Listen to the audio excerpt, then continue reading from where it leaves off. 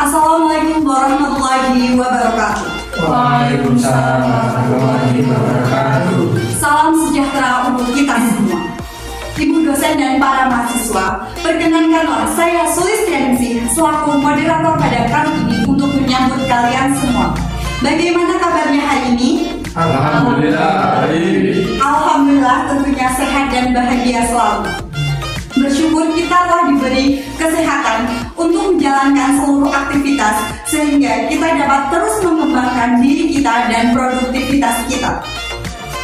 Pada perkuliahan kali ini ada sedikit perbedaan karena narasumber kita pada hari ini yaitu seorang founder IAA Project. Materi yang akan kita bahas pada pagi hari ini topiknya adalah tentang pasar input. Nah, apa saja sih pokok-pokok pembahasan yang akan kita bahas? Salah satunya mengenai pengertian pasar input itu sendiri, ciri-ciri pasar input, dan lain sebagainya. Untuk lebih lanjut, langsung saja kita panggil narasumber kita pada pagi hari ini, Kak Krisma Intan Pratiwi.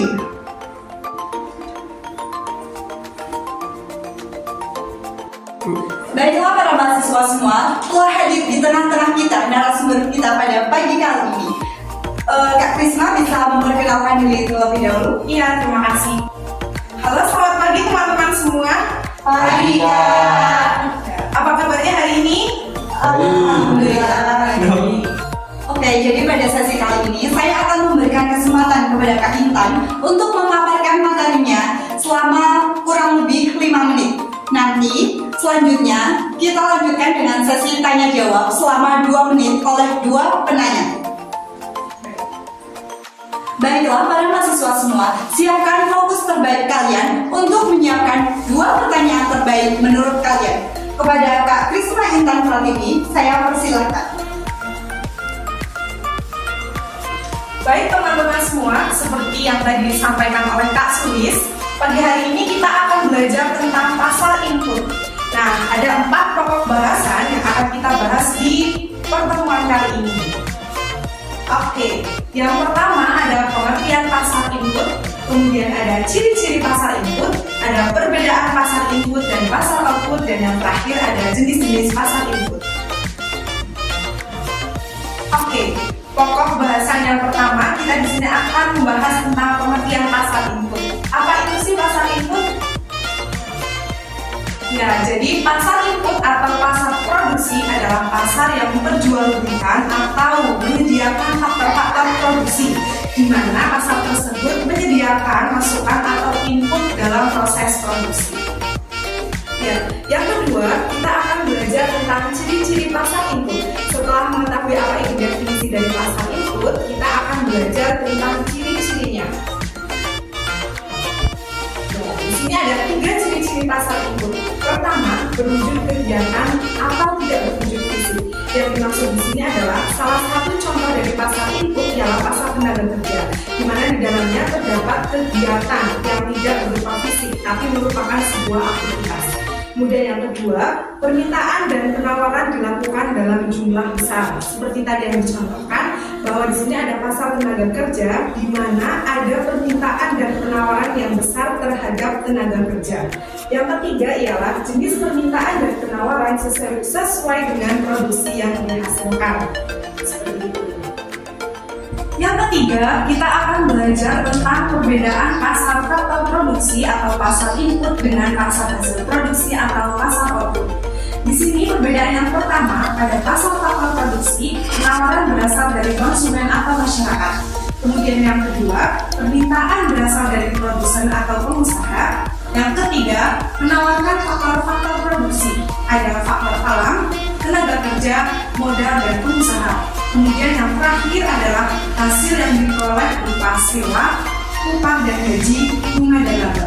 Sementara pada pasar hasil produksi atau pasar output, ciri-cirinya ialah yang pertama, penawaran berasal dari produsen atau pengusaha. Kemudian yang kedua, permintaan berasal dari masyarakat atau konsumen. Dan yang ketiga, menawarkan barang hasil produksi, baik itu barang jadi maupun barang setengah jadi. Sementara yang terakhir ialah hasil yang diperoleh berupa uang dari hasil penjualan barang. Setelah mengetahui perbedaan dari pasar input dan pasar output, kita akan belajar tentang jenis-jenis yang berada di dalam pasar input. Oke, jenis-jenis pasar input. Yang pertama ada pasar tanah atau sumber daya alam, di mana faktor produksi tanah adalah semua kekayaan alam yang terkandung di dalam tanah itu sendiri, baik itu di tanah, lautan, ataupun di udara, atau yang sering disebut dengan sumber daya alam. Di sini kita dapat melihat bahwasanya penawaran tanah itu jumlahnya tetap, sementara permintaan akan semakin bertambah, sehingga semakin tahun luas lahan atau luas tanah itu akan semakin mengecil karena permintaan yang meningkat, sementara penawaran tetap pada porsinya. Ya, di sini selanjutnya ada faktor yang menyebabkan tingginya permintaan tanah. Yang pertama, harga hasil produksi tanah, kemudian ada produktivitas tanah, ada lokasi tanah, dan kecenderungan tanah sebagai komoditas. Dan selanjutnya masih berkaitan dengan sumber daya alam. Oke. Ya, jadi di sini ada juga teori sewa tanah. Yang pertama ada teori kesuburan asli tanah, kemudian ada teori perbedaan kesuburan tanah, dan ada teori letak tanah. Lalu hal apa saja sih yang mempengaruhi sewa tanah? Yang pertama ada kualitas tanah, yang kedua ada letaknya banyaknya permintaan tanah. Kita akan memasuki jenis-jenis pasar input yang kedua, yaitu pasar tenaga kerja. Pasar tenaga kerja merupakan aktivitas dari pelaku yang tujuannya mempertemukan para pencari kerja dengan pengguna tenaga kerja. Pelaku-pelaku dalam pasar tenaga kerja antara lain penjual tenaga kerja, pembeli tenaga kerja, dan pengelola atau penyelenggara bursa. Kita akan belajar tentang pasar tenaga kerja lagi. Di dalam pasar tenaga kerja ini terdapat permintaan dan penawaran, di mana permintaan tenaga kerja datang dari rumah tangga produksi. Faktor-faktor yang mempengaruhi permintaan tenaga kerja, yang pertama adalah perubahan tingkat upah, kemudian yang kedua perubahan permintaan pasar terhadap hasil-hasil produksi, yang ketiga harga barang-barang modal. Sementara itu penawaran tenaga kerja datang dari masyarakat. Kemudian ada jenis-jenis pasar input yang ketiga, yaitu pasar modal. Pasar modal adalah pasar di mana tempat jual beli dana dan investasi jangka panjang dalam bentuk obligasi maupun dalam bentuk saham. Permintaan modal datang dari pengusaha atau penawaran datang dari pemilik modal. Balas jasa yang diterima adalah berupa bentuk bunga. Lanjut. Di dalam pasar modal juga terdapat permintaan dan penawaran. Yang pertama, permintaan modal itu berasal dari dunia usaha. Permintaan modal juga dapat berasal dari individu untuk membeli rumah, mobil, dan berbagai barang ataupun jasa. Sementara penawaran modal itu berasal dari beberapa pihak. Semakin tinggi suku bunga yang ditawarkan, maka semakin banyak pihak yang menawarkan modalnya, sehingga jumlah dana yang ditawarkan semakin besar. Ya, selanjutnya kita akan belajar tentang tinggi rendahnya tingkat bunga modal dipengaruhi oleh faktor-faktor berikut ini. Yang pertama ada permintaan dan penawaran masyarakat terhadap pasar modal.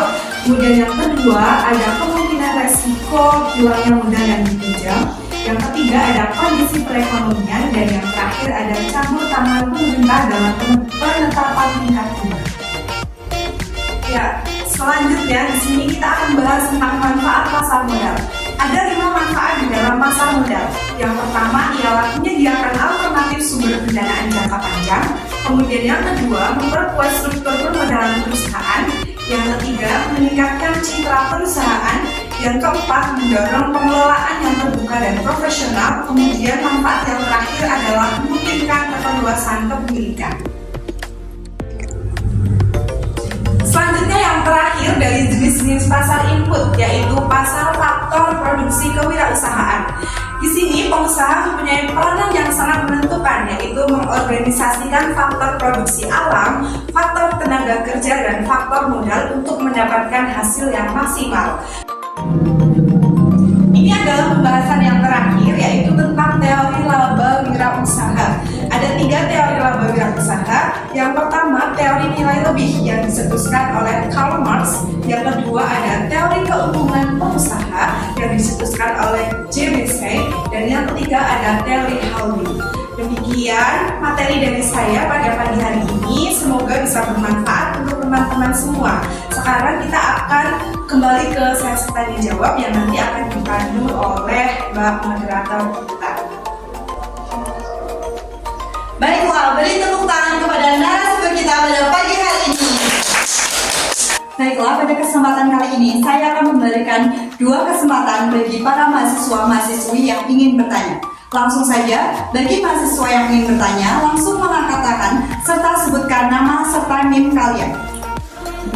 Saya Kak izin bertanya. Iya, silakan. Perkenalkan, nama saya Syahrul Sutamudin dengan NIM 220069. Pertanyaannya adalah, mengapa pasar input tenaga kerja sangat penting bagi perusahaan? Oke, pertanyaan yang bagus dari Mas Syahrullah. Teman-teman di sini ada yang mau membantu menjawab? Izin menjawab dari pertanyaan Syahrullah. Sebelumnya, perkenalkan nama saya Angin Juliawati dengan NIM 220201. Jawabannya yaitu karena pasar input tenaga kerja menyediakan tenaga kerja yang berkualitas bagi perusahaan. Jika suatu perusahaan menginginkan agar memperoleh hasil produksi yang berkualitas, maka perusahaan tersebut harus menggunakan tenaga kerja yang berkualitas pula. Biasanya, pasar input tenaga kerja menyediakan tenaga kerja yang ahli di bidangnya dan sudah melalui pendidikan serta pelatihan. Oke, jawaban yang tepat dari Mbak Antin hanya sedikit menambahkan bahwasannya pasar input tenaga kerja memang sangat dibutuhkan oleh perusahaan, di mana perusahaan membutuhkan tenaga kerja dan pasar tenaga kerja menyediakan, sehingga kedua belah pihak ini saling bertemu untuk mendapatkan kebutuhan mereka. Saya Kak izin bertanya. Iya, silakan. Sebelumnya perkenalkan, nama saya Arifan dengan NIM 22002056. Pertanyaannya adalah, apa pengertian teori nilai lebih dan bagaimana penerapannya? Terima kasih. Wah, pertanyaannya menarik nih dari Mas Arifan. Teman-teman di sini ada yang mau menjawab? Izin menjawab Kak, perkenalkan nama saya Bunda Utari dengan NIM 220205. Izin menjawab pertanyaan dari Arifan. Menurut saya, teori dari pemikiran Marx adalah adanya kelebihan nilai produksi seorang buruh berbanding terbalik dengan upah suatu proses produksi. Kemudian untuk contohnya, laba perusahaan muncul karena adanya perbedaan antara upah sebenarnya dan upah yang dibayarkan kepada buruh. Upah yang dibayarkan lebih rendah dari upah yang seharusnya dibayarkan. Terima kasih. Ya, selanjutnya dari pertanyaan Mas Arifan yang dijawab oleh Mbak Wina tentang nilai lebih. Jadi secara analogi, nilai lebih dapat diibaratkan seperti contoh yang tadi sudah disebutkan oleh Mbak Wina, bahwasannya ada seorang tenaga kerja yang mengeluarkan effort atau dia bekerja keras namun mendapatkan upah yang rendah, sementara output atau hasil produksi yang dihasilkan oleh suatu perusahaan itu jika dijual memiliki nilai jual yang tinggi, sehingga terdapat ketimpangan antara tenaga dan hasil atau nilai jual yang dijual oleh suatu perusahaan. Seperti itu teman-teman. Baiklah, para mahasiswa sekalian, yang dapat kita simpulkan pada pertemuan kali ini yaitu pasar input merupakan pasar yang memperjualbelikan serta menyediakan barang masukan dalam proses produksi. Selain itu, ada beberapa jenis pasar input, diantaranya pasar tanah, pasar tenaga kerja, pasar modal, serta pasar kewirausahaan. Sekian perkuliahan kita pada pagi hari ini. Marilah kita berikan apresiasi kepada narasumber kita yang telah berbagi ilmunya, serta apresiasi kepada kalian para mahasiswa-mahasiswi yang telah menyimak dengan baik dan antusias. Tepuk tangan untuk kita semua.